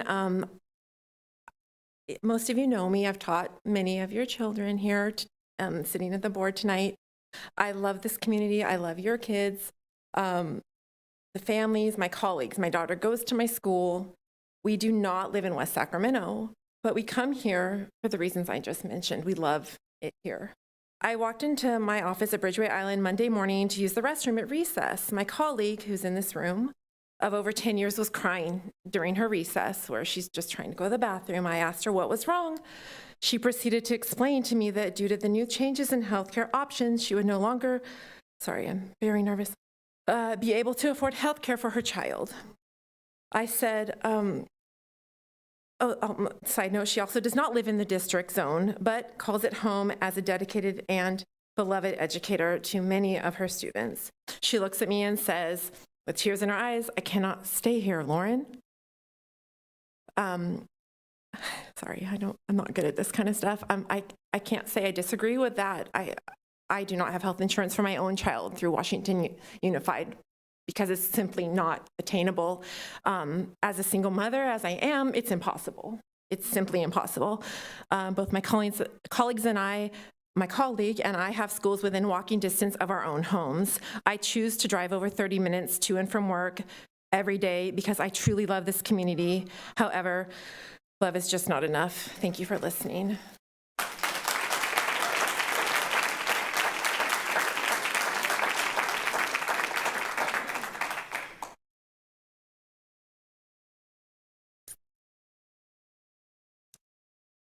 Thank you for being here this evening, for being vulnerable, and for sharing your stories and for your advocacy. Thank you, and for all that you do.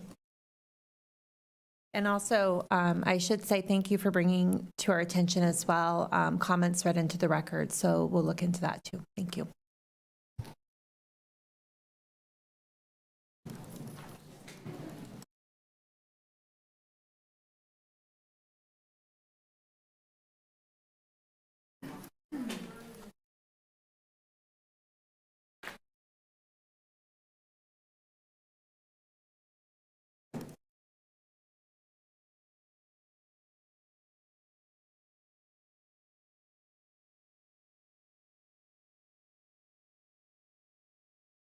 I'm going to take just a 2-minute recess so I can make a quick phone call.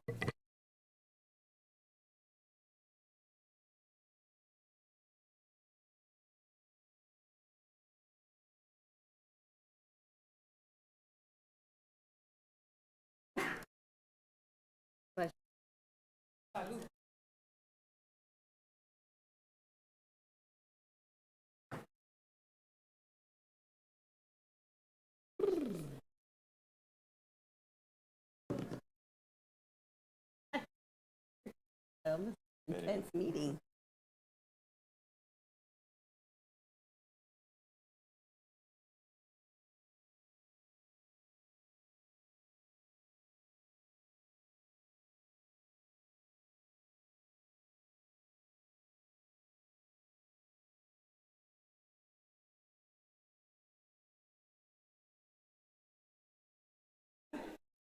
All right.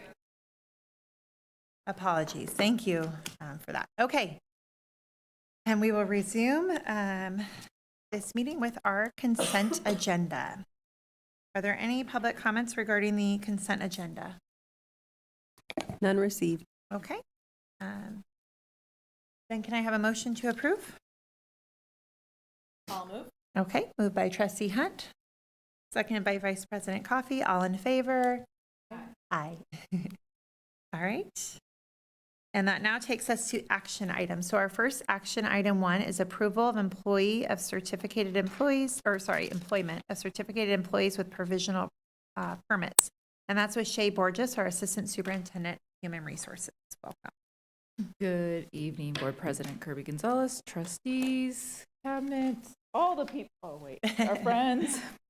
I am coming forward. I usually come in the summer and ask for the provisional permits to be approved by the board. We do have one employee who is continuing to finish the requirements of their credential, and to allow them the time necessary to do that, we're asking for the board to approve this provisional permit. Okay, are there any public comments? None received. Okay, are there any questions or comments from board members? Okay, then can I have a motion? Moved by Vice President Coffey, seconded by Trustee Hunt. All in favor? Aye. Great. Thank you so much. Thank you. Okay, that takes us then to item 2. We'll come back, right? Because that's the approval of the, oh, I have multiple people. Okay, sorry, multiple names on here. Approval of the 2026-2027 Early Childhood Education State Preschool Instructional Calendar. Sorry. Instead of Shay Burgess, we have our we have Autry Streak. our Assistant Superintendent of Educational Services. Good evening, trustees, staff, and community. This evening, I'm joined by Director Martina Guerra, who will present this item for your approval. Good evening, President Kirby Gonzalez, trustees, and Dr. Hildreth.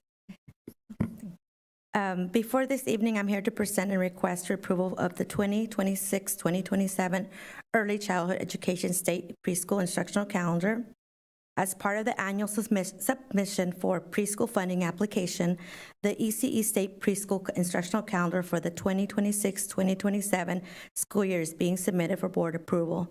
The calendar is aligned with the board-approved 2026-2027 elementary and secondary instructional calendars. All preschool students will start on Wednesday, August 5th, 2026, with employees able to participate in the in-district in-service days. In addition, employees will have 3 designated ECE preschool professional learning days when students are not in the classroom. Okay. Are there any public comments? None received. Okay. Are there any board questions or comments? I have one. Yes, Vice President. Just want to Coffey. make sure this, you're saying this is going to align with our current, or not this year, but the next year's school calendar, and the 3 designated days of professional learning. Will those be the same days that are on calendar as well? Yeah, so we follow the 2 professional district-wide, and then in addition, there's 3 more that are just for preschool PD days. Yes. Yeah, that's where I wanted to make sure. I was like, because I know we have our full district-wide days, but they're going to have an additional 3 separate days? Yeah, so in total, there's 5. Got you. Okay, thank you. Thank you for that clarity. Okay, then can I have a motion? I'll move. Moved by Vice President Coffey, seconded by Trustee Hunt. All in favor? Aye. I too vote aye. Thank you. Okay. This is approval of the non-public school student contract at Odyssey Learning for 2025-2026 school year. Autrey Streak, our Assistant Superintendent of Educational Services. Thank you. And our Director of Special Services, Carla Salvo, will present this item for your approval. Good evening. Thank you, Board and Superintendent Hildreth. So I'm bringing to you a non-public school for our student that is attending the Odyssey Learning Center for the 25-26 school year. And we just received the SELPA master contract, and that's why we're bringing this forward to you. The supports will provide a whole package for the student to receive their free and appropriate public education. Okay, are there any public comments? None received. Okay, are there any questions from the board? And can I have a motion? Moved by Trustee Hunt. Second. Seconded by Vice President Coffey. All in favor? Aye. 2 vote aye. Thank you. Okay, now that takes us to the approval of the out-of-state conference, Plain Talk About Literacy and Learning, March 11th, 2026 through March 13th, 2026 in New Orleans, Louisiana for Riverbank staff. Again, Autrey Streak, our Assistant Superintendent of Educational Services. Yes, this item is for,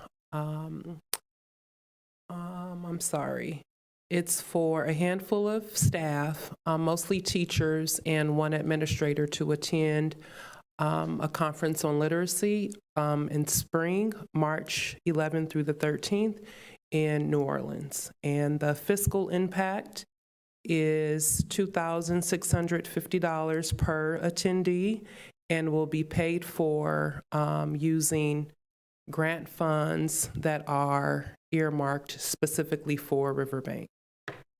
Okay, are there any public comments? None received. Are there any questions from the board? I just had one. This is a training that we have yet to go to, right? This is a brand new one? This will be a new, we have not been here to this training since I've been here. This is new for us. Yeah, I was going to say, at least for me, this is the first time I've ever seen this.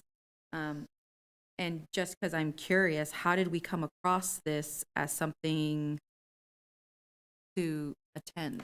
Just because I'm intrigued. My understanding is that it came from school staff, from Riverbank staff. Well, I just had questions, just want to know. That's it. Okay. Then can I have a motion to approve? I'll move. Okay, moved by trustee Hunt, And I will second. seconded by Vice President Coffey, and all in favor? Aye. I do vote aye. Okay, and now that takes us to the approval of state preschool continuing funding governing board transaction authorization. Again, Autrey Streak, our Assistant Superintendent of Education. Yes, and our Director of Early Childhood Education, Martina Guerra, will present this item for your approval. Again, good evening. Before this evening, I'm here to present and request the approval for the resolution authorization continued funding application for 2026-2027 to continue our preschool state funding. The attached document will certify the approval of the governing board to enter into this transaction with the California Department of Education for the purpose of providing state preschool services and to authorize the designated personnel to sign contract documents for the fiscal year 2026-2027, the continuing funding application, and all related contract documents. Okay, are there any public comments? Unreceived. Okay, are there any questions or comments from the board? All right, then can there be a motion? Moved by Vice President Coffey, second by trustee Hunt. All in favor? Aye. And I too vote aye.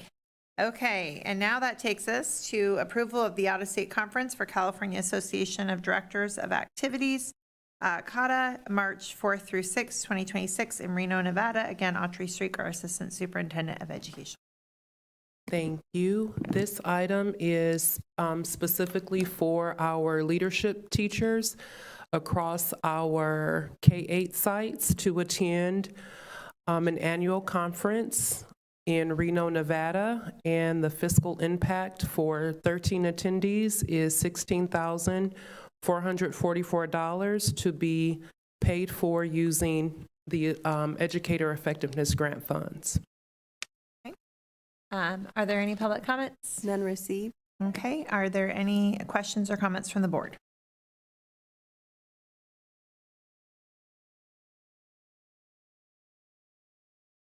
I might, but I'm. Was this? Is this? Oh, is this? This is for our student leadership program. So these are our not our leaders, our teachers who teach our leadership classes, correct? Yes. Okay. Mhm. At our K-8s. Mhm. And these 13 are from all, like pretty much like one or two from the 7 schools, Yes. or from. let I'm me- thinking the K through 8, so that's our 7 schools. So that's about 2 to 3 teachers. a Yes, site. I believe it also includes, June usually goes with them as well, but the majority are teachers, are leadership teachers. And they're all kind of like And- brand new, or they've done this before? Some, if they're new to teaching leadership this year, this would be their first time attending the conference. If they are returning leadership teachers, this would not be their first time attending the conference. Okay. But it's something that you do as a, like, almost like a cohort, so that way either all the leadership teachers are kind of getting the same information. Yes. That's the reason for even sending somebody who's done this in the past. Absolutely, and they learn something new each time they attend, and they bring it back to strengthen their skills in their classroom and to work together as a department, if you will. Okay. Yes. Okay. And we try to make sure that every single site is represented in the group. Right. I don't have any other questions. Okay, I was going to make a comment later during board comments, but maybe you have an answer for it. If you do not now, that is fine. Okay. But my question would be, is there currently a way that when staff returns from a conference, they have any type of evaluation form internally that's done to say, this is a conference that we found valuable and should continue? People, have a way to really let us have a good pulse of those. And if we don't, or if you don't have the answer now, that's okay, but I think it would be an important tool to have. We don't have an official tool, but we can definitely put our heads together to create something. What we usually do is a group debrief during and once we return from conferences, and talk about what we took away. Is this something we would do again? Should others attend? But we don't have anything, an official document. On that note, I hear you saying you have the group evaluation, which is good, but it also can kind of make it to where it's group think a little bit in the sense of, oh, they all like it, so perhaps I better say I like it too. Giving somebody an opportunity to be able to speak their mind without the influence of their peers may also be, but also do it in a way where they feel protected, that it's okay that they don't always agree with, the others in the group or in the room. That is another alternative that I would recommend, because sometimes, I would know there are some people who are like, oh yeah, this is great, I don't do it. Like, I don't want to do this. So just throwing that out. Thank you for that suggestion. Okay, is there a motion to approve? Move. Okay, moved by Vice President Coffey, second by Trustee Hunt. All in favor? Aye. I too vote aye. Nice. Thank you. And that takes us through our entire agenda. And so now we have a whole board meeting. I know, you made a whole board meeting. We were very grateful because sometimes these go much longer. And so we're going to open it up now to, we do our board comments and superintendent comments. Since you did your presentation later, this is a time to kind of listen. But if there's anything that you've thought of that you want to share, you're welcome to do that. Okay. Trustee Hunt. Am I on? Yes. Well, it looks like you are. I can speak very loudly, so it doesn't matter. But hello, good evening, thank you.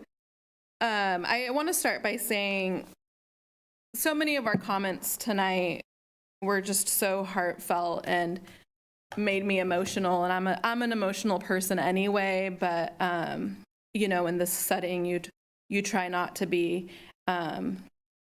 And similar to what President Kirby Gonzalez shared, I thank you all for being vulnerable. I know this is hard, but it means a lot that you're sharing your stories with us. We attended a teaching and learning session last week, and I just wanted to thank the team who put that session together. I really appreciated the thought and the preparation that went into the data and the information that was shared with us. And it was a really neat opportunity to see so many of our principals in the room and give their feedback as well. I thought that entire session was really meaningful. I got a lot from it. And so just wanted to thank the team for doing that. We might be doing this, and if we can just get an update of how we're doing this, but we ratify a lot of contracts each board meeting, and I always support everything that we are trying to do because I believe in it.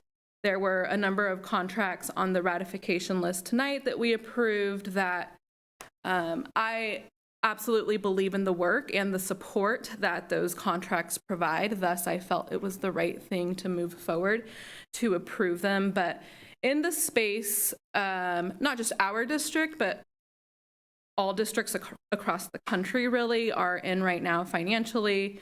We've heard of new federal cuts just this week. We know that within our district, we're going to need to make difficult funding decisions this year. I think it's important for us to assure that we are receiving feedback from the parties receiving services from each contract. I understand some contracts it's a must do, we have to do it, but we have other things that we're approving that we could do away with if we had to. Again, I'm supportive of it and I believe in that work, but I just want to say that if we can assure that we're checking in with, if it's the administrators, teachers, our outreach specialists, our families receiving the services, to confirm that it's effective, it's being used appropriately, it would be really good to understand that beforehand as we're making these approvals. Really quickly, because I know Trustee Coffey is much more attached at heart to Riverbank, but we are all up here supporting the district as a whole. And I just want to share that everyone in this room is committed to assuring Riverbank is receiving the support that they deserve to be successful. And it's really happy to hear that you are thriving this year. And I'm excited for the year ahead to continue to see the growth that's going to happen on that campus. I wanted to readdress a couple of comments that I had previously made, maybe last month or the month before, that I wanted to follow up on. I think we did hear tonight about assuring students know what support they have access to and how to access that support. If we could get some sort of information, an update on how do students know what support they have access to and who they can ask for this support. And I also had brought up, I can cite the policies, I'll find them and if we want to put them in the record, but there's a couple of policies that we have on recess time. And the policy is we cannot hold recess time from students for a number of reasons. And I'd like to see a follow-up to see how that's being implemented at our school sites. And that's communicated down to the staff that's enforcing that, our yard staff, our cafeteria staff. So if we can get an update on that and just how that's being enforced and how are we checking in on that. We all know when we ask our kid, how was their school day? The number one thing they talk to us about is recess. It's very important to them and for a number of reasons, we know that. If I can get an update or perhaps to the full board, either from President Knepp or Monique, we've heard a couple of times about a contract that we spent $75,000 on for a 1-hour presentation. If we could be reminded what that was for, when that happened, that would be helpful so we can assure we're catching that ahead of time.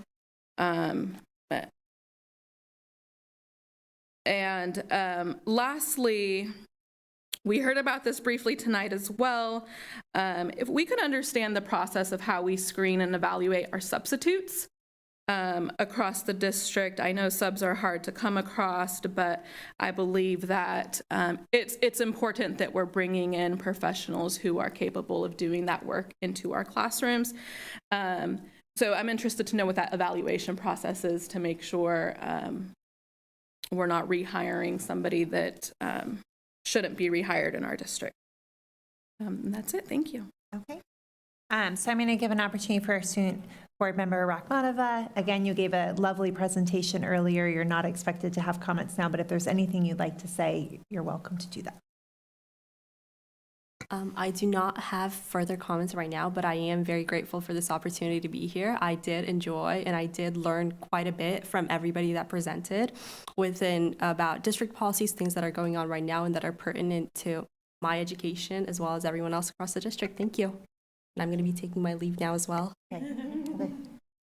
Get home safe. All right. Vice President Coffey.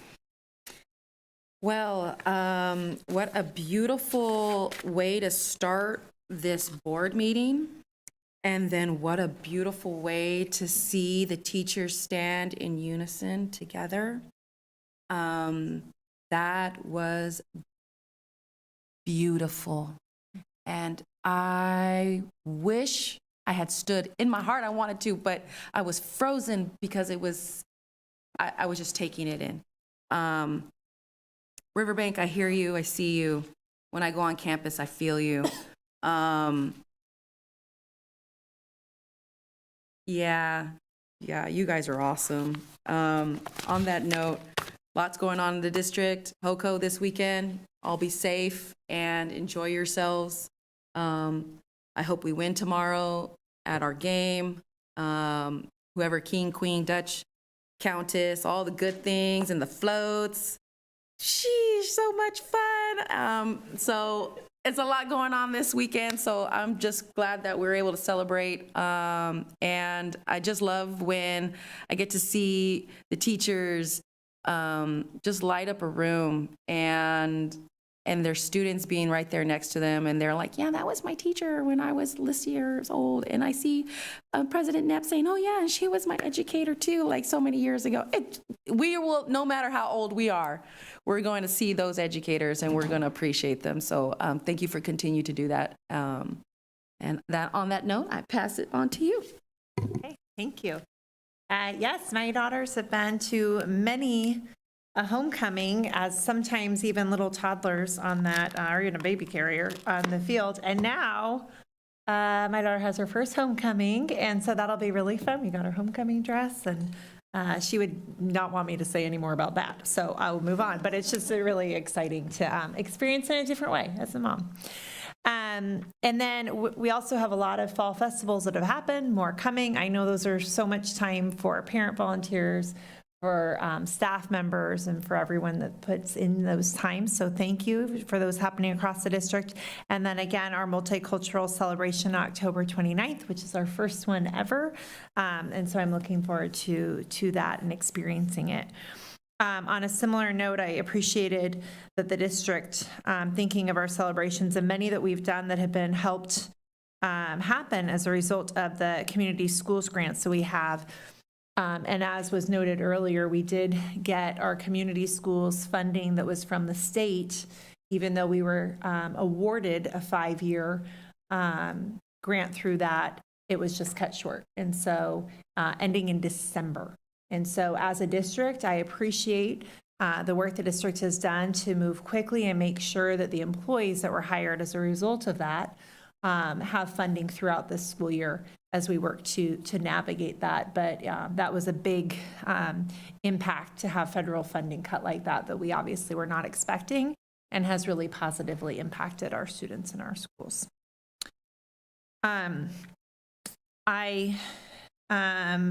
The teaching and learning session, that was really last week.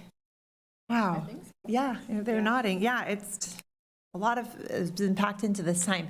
That was a really, you could tell a lot of care went into that entire presentation, and having our principals there as well as others just to give that validation and input throughout, I thought was very meaningful. And it's, I think, a really important thing to do annually, and continue to make sure that the board has a good pulse of that, as well as everyone is on the same page with their language for those.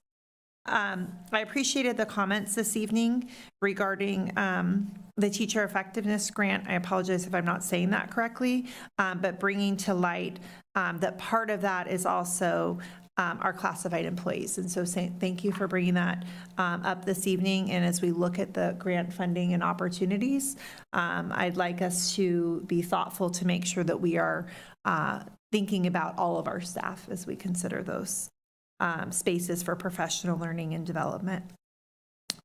I also appreciated the comments from Trustee Hunt regarding our outside contracts and what we were looking at, and that we're looking closely at those. The ratification list often, does come to us as these services are moving forward. I think it's important as we look, especially as a vision for next school year and where we're going, that we're really tight on some of those contracts and what we're looking at. And yeah, I think that the moment tonight, Riverbank, we heard loud and clear the school pride that the staff has right now with their leader and the work that is happening there. And some of the communications, and I've been on Riverbank's campus, over the years, and I know we have a Riverbank mom here, but some of the staffs have started with things like, I know you've heard not great things, or I know this, and it's kind of disheartening to feel like they might, feel that way, because I think that we acknowledge, and they have shared that there have been challenges and there's been high turnover of leadership, but there's never been any doubt that the people who are working every day in and out at Riverbank are doing good work for kids, and that there's an incredible group of people who are working tirelessly and very hard there. And so I just want to make that clear that that has never been in question and that we know that. And so I'm glad to hear that people are feeling supported in the way that they should. And I did, many people obviously this evening came and spoke passionately and vulnerably and shared many stories with us this evening, and they were heard. So that will now take us into our future board agenda items. And I heard how students receive feedback on how students know what services they have and access. Can you maybe restate that better than I did so we can think about that for a future agenda item? I don't know if I can restate it better. It's late. It's Thursday night. Yeah, we had heard some comments a little while back about students potentially needing support in ways they didn't know they could receive that support on their campus. So whether it was counseling, I'm drawing a blank right now, but Are you thinking along like the SEL line? Yeah, Like yes, mental health? absolutely. Okay. And I think a couple of students wrote in public comments saying, I didn't know I could receive these services for free at school. So the ask was primarily, let's make sure our students know that they have access to these services in whatever best way we think at each campus, right? That would work. But today the request is just assuring that we did that. And if not, let's check back in and make sure our students are aware of mental health services that they have available to them. I know we have staff at our schools that might have close ties with students they know might need these services. There's also a lot of students that we might not know they need this support.